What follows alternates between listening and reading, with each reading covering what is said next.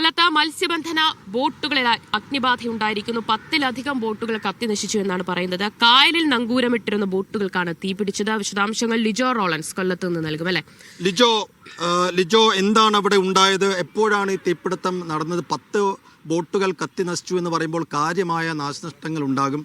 എന്താണിപ്പോൾ അവിടെ മത്സ്യത്തൊഴിലാളികളൊക്കെ പറയുന്നത്?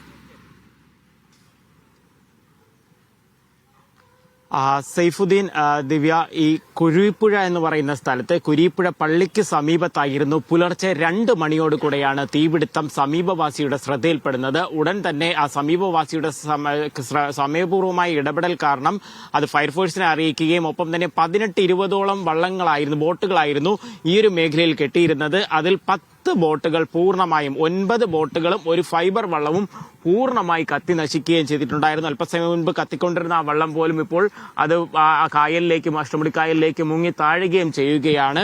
വലിയൊരു നഷ്ടമാണ്.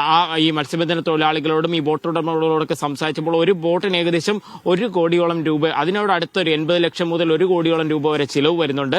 അപ്പോൾ ഉണ്ടായിരിക്കുന്ന ഏകദേശം 10 കോടിയോളം രൂപയുടെ വലിയൊരു നഷ്ടം ഉണ്ടായി എന്നുള്ളതാണ് പ്രാഥമിക നിഗമനം. പക്ഷേ എങ്ങനെ അഗ്നിബാധ ഉണ്ടായി എന്നുള്ളൊരു ചോദ്യമാണ് പ്രസക്തം. കാരണം ഞായറാഴ്ച പലരും മത്സ്യബന്ധനത്തിന് പോകാറില്ല. മറ്റൊരു കാര്യമെന്ന് പറയുന്നത് ഇലക്ഷൻ ആയതുകൊണ്ട് തന്നെ പല ജീവനക്കാരുമൊക്കെ, അതായത് തിരുവനന്തപുരം ഭാഗത്ത് നിന്ന് വന്ന ബോട്ടുകളായിരുന്നു 9 എണ്ണം ഉണ്ടായിരുന്നത്. അവരെല്ലാം തന്നെ മടങ്ങിപ്പോവുകയും ചെയ്തിട്ടുണ്ടായിരുന്നു. ആ മടങ്ങിപ്പോകുന്ന സമയത്ത് ബാറ്ററിയും മറ്റുമൊക്കെ വിച്ഛേദിച്ചിട്ടാണ് പോയത്. പക്ഷേ എങ്ങനെ തീപിടുത്തം ഉണ്ടായി എന്നുള്ളൊരു ചോദ്യം, അതിലൊരു അന്വേഷണം വേണമെന്ന് പറയുന്നു. ജില്ലാ കളക്ടർ ഉൾപ്പെടെ സ്ഥലത്തെത്തി സന്ദർശനം നടത്തിയപ്പോഴും, കാരണം 2 ആഴ്ചക്കിടെ ഇത് 2ാമത്തെ സംഭവമാണ് അഷ്ടമുടി കായലിന്റെ തീരത്ത് നങ്കൂരമിട്ടിരുന്ന ബോട്ടുകളിൽ ഒരു തീപിടുത്തമുണ്ടാകുന്നത്. അതുകൊണ്ട് തന്നെ എന്തായാലും വിശദമായ ഒരു അന്വേഷണം വേണം.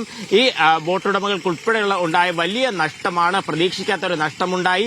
അതിനും ഒരു പരിഹാരം വേണമെന്ന് ആവശ്യപ്പെടുന്നു. എന്തായാലും സമഗ്രമായ ഒരു അന്വേഷണം ഉണ്ടാകുമെന്നുള്ള കാര്യം ജില്ലാ കളക്ടർ ഉറപ്പുവരുത്തുന്നു.